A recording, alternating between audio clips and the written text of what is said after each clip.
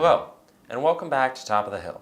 This week we're pausing our normal coverage of pressing political events to celebrate the life of former President George H.W. Bush. He died on Friday, November 30th at his home in Houston. President Bush dedicated much of his life to public service, serving as a fighter pilot during World War II. In 1996, he won a seat in the House of Representatives following his failed bid for the Senate a few years earlier.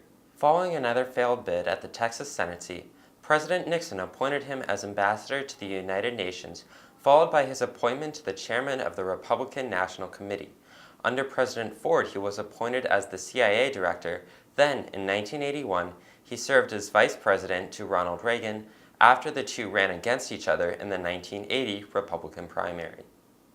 After President Reagan served his 2 terms, Bush ran against Massachusetts Governor Mike Dukakis, beating the Democrat handily in the Electoral College by a vote of 426 to 111. During his presidency, he led an international coalition against Saddam Hussein and his Iraqi army following their invasion of Kuwait, and ousted Panamanian dictator Manuel Noriega following the killing of an off-duty U.S. Marine by forces loyal to the dictator. On the home front, Bush championed reforms like the Americans with Disabilities Act and broke ground on negotiations for NAFTA, the North American Free Trade Act, which was ratified by the man he lost to in the 1992 presidential election, President Clinton.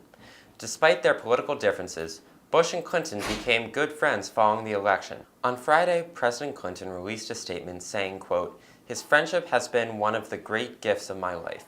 From Indonesia to Houston, from the Katrina-ravaged Gulf Coast to Kennebunkport, Maine, where just a few months ago we shared our last visit, as he was surrounded by his family but clearly missing Barbara, I cherished every opportunity I had to learn and laugh with him.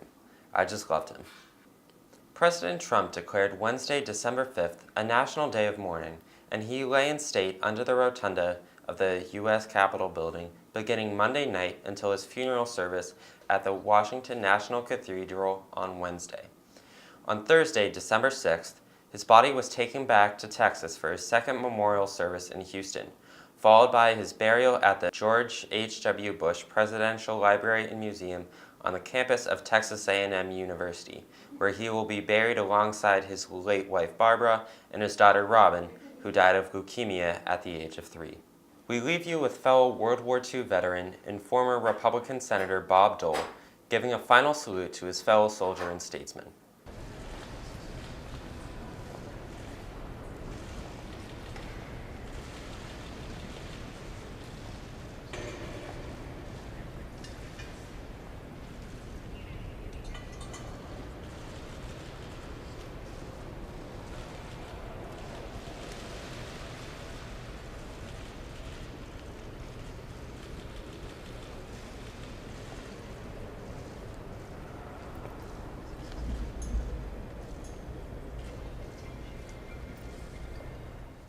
Rest in peace, Mr. President.